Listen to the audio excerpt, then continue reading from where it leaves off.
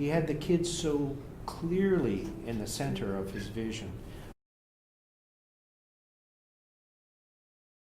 He showed that a guitar class can be a resounding success, that it could be done with a real strong emphasis on musical fundamentals, that it wasn't purely a recreational class. He sort of created the guitar program here in APS, and I think he saw a need for it. And it's not just the fact that he created a program. This is a program that appeals to a lot of kids who may not come to school except for guitar. He was not just enthusiastic about the music and the instrument, he was enthusiastic about the person who was in front of him. He makes a pretty quick impression on everybody as soon as you walk in. He's like, guys, welcome to guitar class, you know, and in this class you're gonna learn all about the 6 strings and the frets and the this and the that, and yeah, you know, like hopefully you'll get out of here picking a few numbers and we'll have a great time. Mr. O made music fun. I mean, it was a joy to be in his class.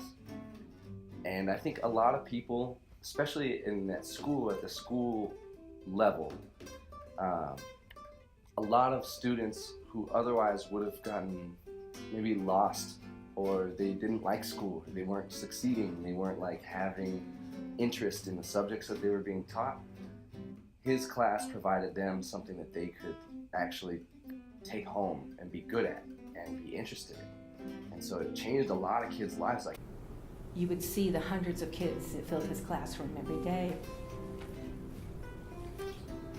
And a lot of those kids wouldn't be at school because had it not been for his class.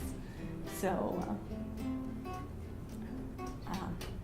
yeah, he gave them a reason to show up every day. And it was important. David had such a clear view of the way he wanted things to go for his kids. He had such a powerful, positive kind of approach to working with work. His vision of the guitar in the district, I think, is something that we all adopted, and that was that all the kids who want to come to your class should have an equal opportunity to do their best work and to get the best of his work too. He never sort of just championed his strongest players. Everybody who was in his class was there for the same reason, and so he gave him the best, gave them the best of him all the time. he's just, I don't know where I'd be without him. He was such a huge influence and a wonderful, like, father figure for me.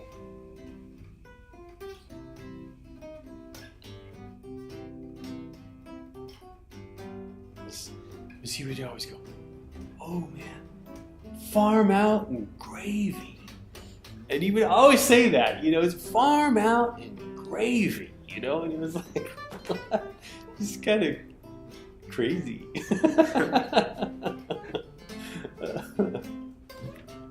Somebody with the devotion to the guitar and the devotion to teaching and to sort of visioning what his program was going to look like and everything. And on top of that, you know, being able to walk into a room full of kids that were nervous, not sure of themselves, all of those things, and leave them so much better and more complete. There's just nothing better than that.